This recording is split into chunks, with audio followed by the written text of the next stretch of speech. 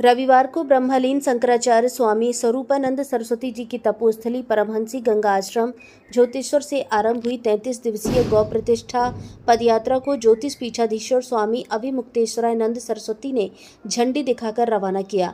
अनुराग भार्गव के नेतृत्व में निकाली जा रही इस पदयात्रा का समापन प्रधानमंत्री कार्यालय नई दिल्ली में होगा। गौ माता को राष्ट्रमाता का दर्जा दिए जाने के साथ वे देश में गायों के संरक्षण व संवर्धन की मांग भी सरकार से कर रहे हैं। यात्रा के दौरान आमजनों के बीच में इस मुद्दे को प्रमुखता से उठाया जाएगा। इस अवसर पर मीडिया से रूबरू होते हुए शंकराचार्य स्वामी अभिमुक्तेश्वरानंद ने देसी गायों की घटती नस्लों पर चिंता जताते हुए कहा कि महाभारत काल में युधिष्ठिर की गौशाला में 10,000 से अधिक नस्लें थीं, जबकि आज यह संख्या घटकर लगभग 25-30 ही रह गई है। हमने सरकार से कहा कि 53 देसी नस्लों की गायों को एक बार एक साथ खड़ा करके दिखाएं, जिस पर आने वाले खर्च का वहन हम कर लेंगे, लेकिन उन्होंने हाथ जोड़ लिए। यह दर्शाता है कि गायों की नस्लें तेजी से विलुप्त हो रही हैं। यदि हमने तुरंत संरक्षण नहीं किया तो आने वाली पीढ़ियां केवल चित्रों में ही गौमाता को देख पाएंगी। गौमाता का वध धार्मिक अपराध। शंकराचार्य ने कहा कि गौमाता का वध एक धार्मिक अपराध है और ये भारत की पुण्य भूमि पर पाप का कारण बन रहा है। उन्होंने मतदाताओं से अपील की है कि वे केवल उसी प्रत्याशी को वोट दें जो गौ संरक्षण की शपथ ले और अपने संकल्प में प्राथमिकता दे। गौ प्रतिष्ठा पदयात्रा को लेकर उन्होंने कहा कि यह धार्मिक और सांस्कृतिक चेतना जगाने का प्रयास है।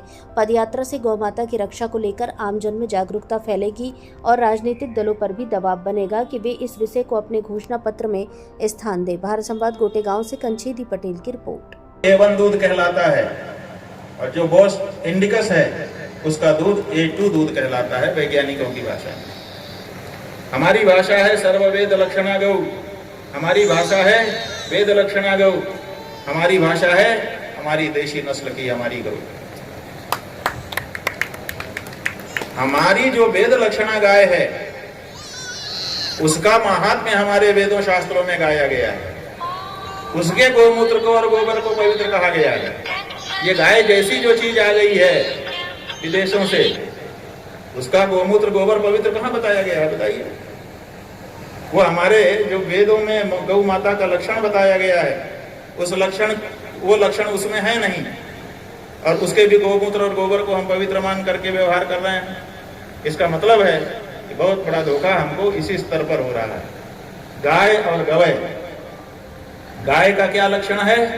शासनादिमत्वम गौर लक्षणम। शासना माने गले का कंबल। हमारी जो गाय है उसके गले में लटकता हुआ कंबल होता है, जो चलती है तो ऐसे ऐसे हिलता है। और आदि, शासना आदि, आदि पद से ककुद लिया जाता है।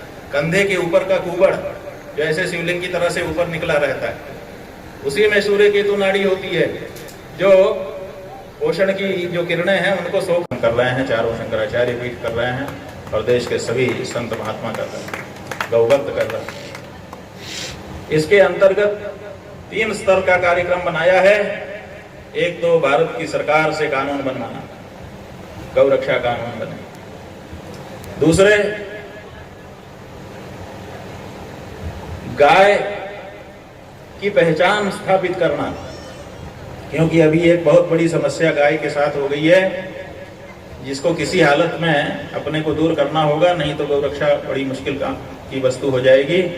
और वो है गाय और गवय का एक साथ घुल मिल जाना। एक गाय है और एक गवय है, 2 तरह की चीजें हैं, दोनों एक हो गई हैं।